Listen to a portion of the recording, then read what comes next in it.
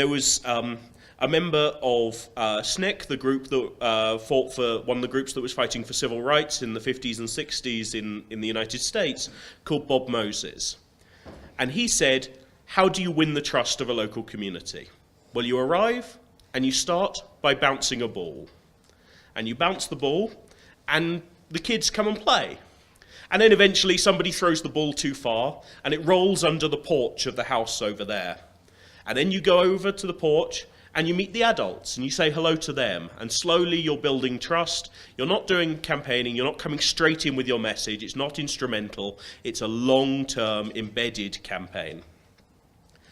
So we don't think this shallow door-to-door, just knock on doors at election time works very well. We think this longer-term community organising embedded in the community does work well. What does it take for an organisation to have an effective campaign? So there should be political actors or the candidates who are key, and the vehicle that they use are the political parties, and the focus, if we are focusing on marketing or retention, then the voters become the political consumers. Why are they political consumers? Because the political candidates are the ones that are supposed to influence the voters so that the pledges or the promises that they are offering can sink, so that they make an independent decision whether to elect those who want to be in power and also those who want positions. So also in the organization we have stakeholders who have various interested about the governments that are in power.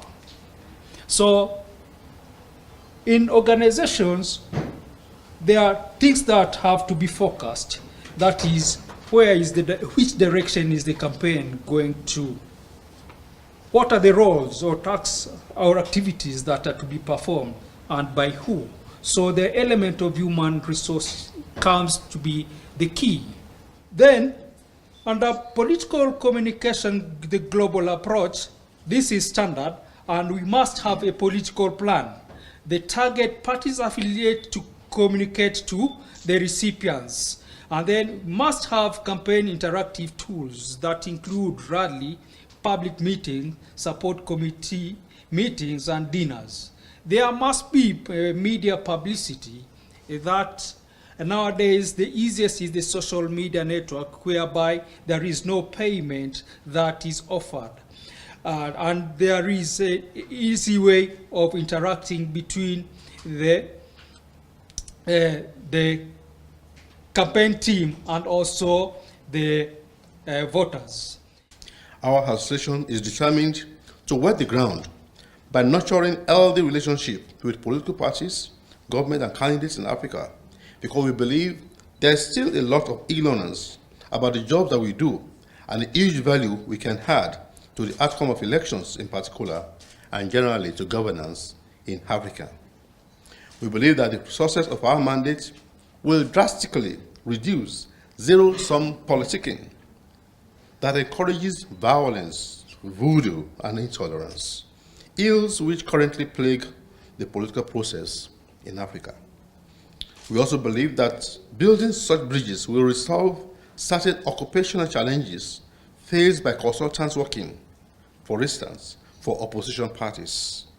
There have been instances when the work permit laws have been invoked to deport consultants and deny such clients the critical professional support that our job offers.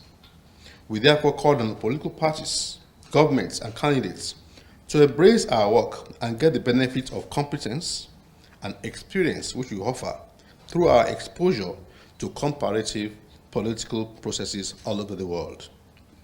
This at least provides one great reason why the APCA must exist.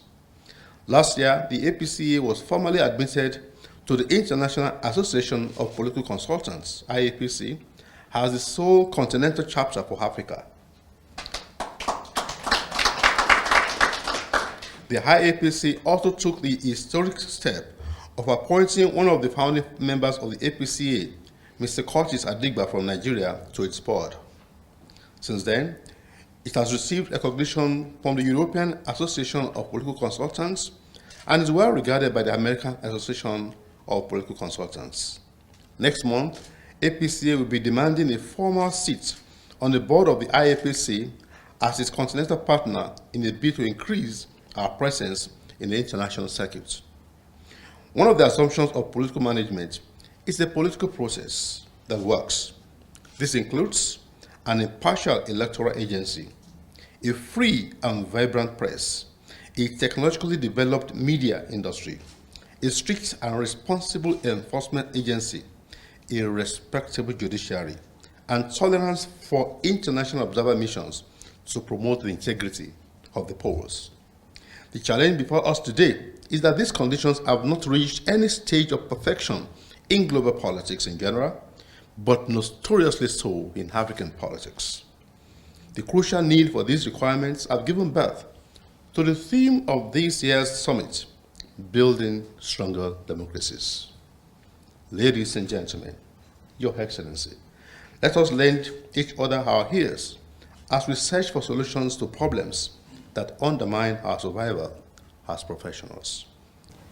It gives me great pleasure to be part of this auspicious occasion of the Third Africa Political Summit of the Association of Political Consultants Africa, an association dedicated to professionalizing political consulting across the African continent. The association also aims, I'm told, at promoting good governance, free and fair elections, free media, as well as empowerment of women and young people.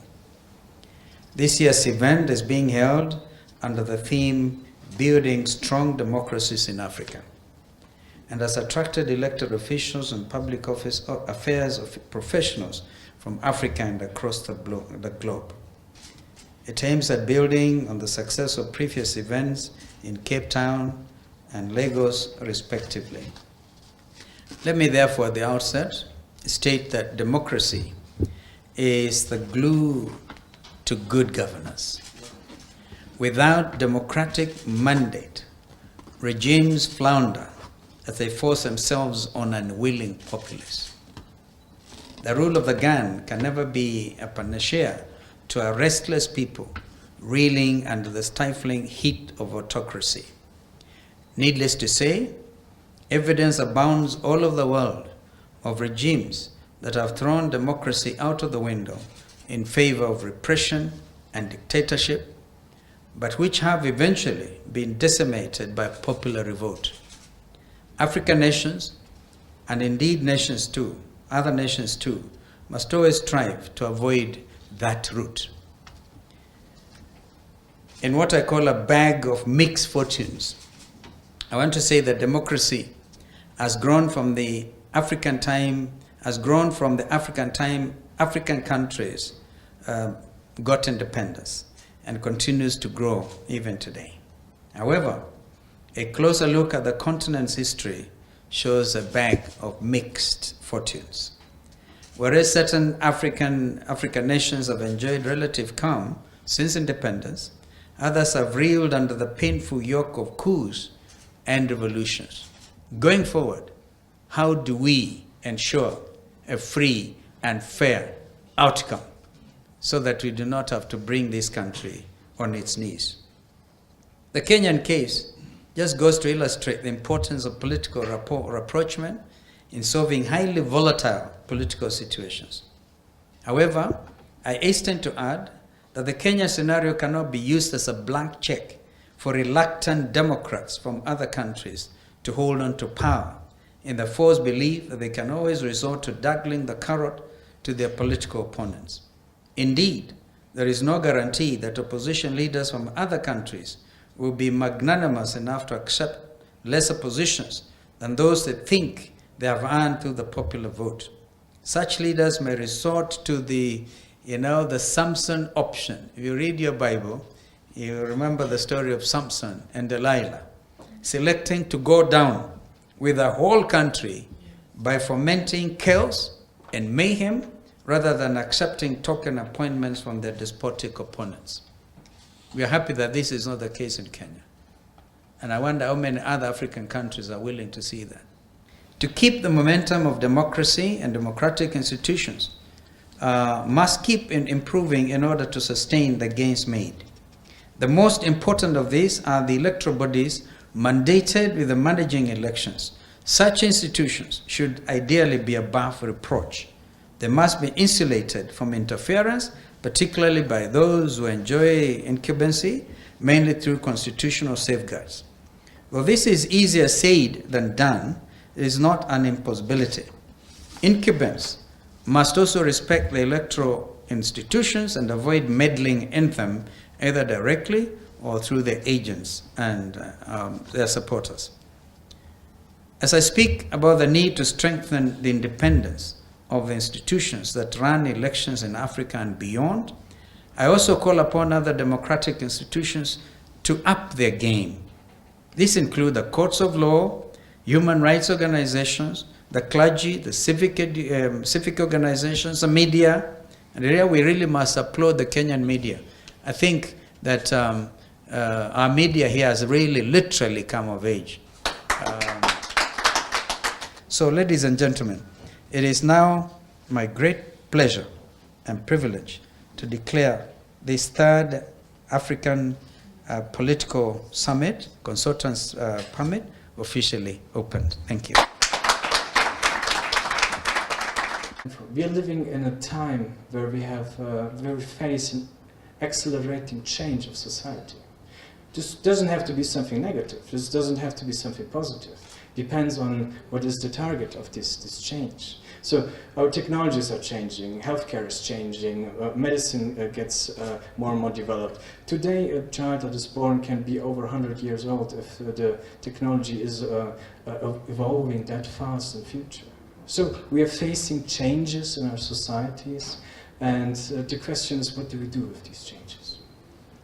But people feel insecure when everything around them changes. And this leads to another I, which I call inconsistency. So nothing is as it seems anymore. I'm speaking about the perceptions of the voters. And with this inconsistency, something will rise within the voter, and this is uncertainty. Yeah? How will our politicians, our political actors, those who are really in power, how will they react to these changes? Because every change brings problems, every change brings potential. How do we use these changes? Can we use the changes to grow potential, or are we going to face the problems? And with this uncertainty, we don't know how will our political actors react. Something else will be created, and I call this incompetence. I'm not saying political actors are incompetent, but they are being perceived as incompetent when politicians fail to react on the changes. And this is what we have faced in the refugee crisis in all around European countries. And the right-wing populists, the extremists, some racists also, they have said that our political actors are not competent to deal with this issue. And so they convince a lot of voters and people in Europe. And from this perceived incompetence, we will face another issue, which is unhappiness with the current governments or regimes or political situation. And then a protest will rise. So these are the main 5 issues, changes in society, where we will have to recognize it and then decide which methods or instruments or tools of communications do we have to use to face these changes in society. And to do so, to derive what we'll have to use to communicate with voters because of these changes, I brought you some technologies and some ways of how you can generate leads or data and then use this data to communicate with people. So how can you win data, and what are the most effective tools for political campaigns? What minimum information or data do we need? I can tell you, you have to answer yourself some questions. You have to know who is your supporter. Yeah? You have supporters, you have non-supporters. And you have to know each of these supporters, what are they interested in? And then, if you know, this guy is my supporter, he's interested in this or this topic, then you go out and you have to contact them, communicate with them, mobilize them, and then get them to the ballot boxes to vote for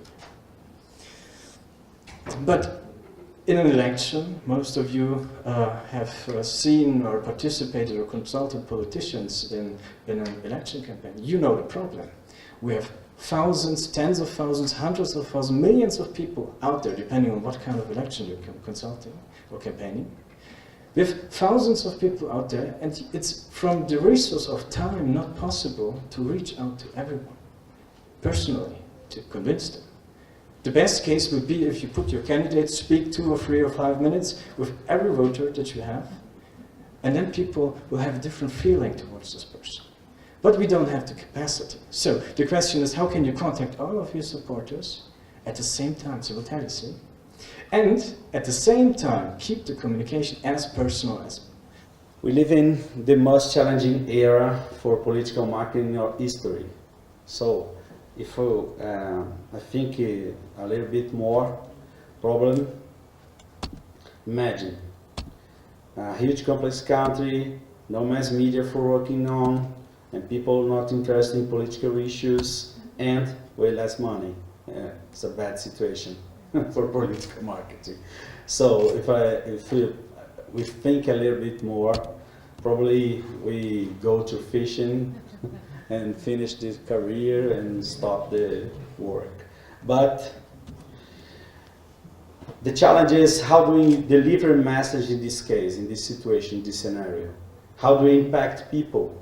How do we convince people to vote, to move, to go, get out their house and go to vote? How to optimize money? And that's why we're here to speak what we do for you. So, in Idea Big Data, we believe in 3 integrated things working together: data, digital, and creativity. So, you may be thinking it's time to follow Obama lessons to make campaigns, because everybody lived the time when the Obama received his most important thing to political marketing, but there's no Obama receipt. Special, this is our Obama. In Brazil, there's only this Obama. It's a guy, it's a look like Obama.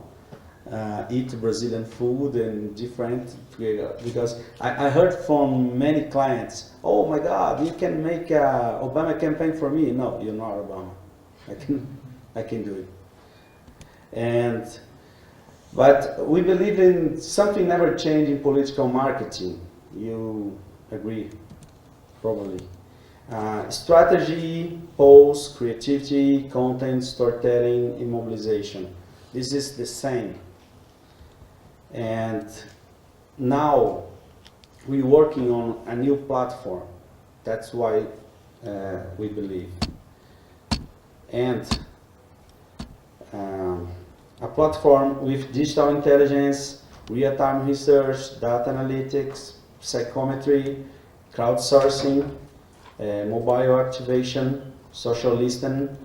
It's called Big Data for us.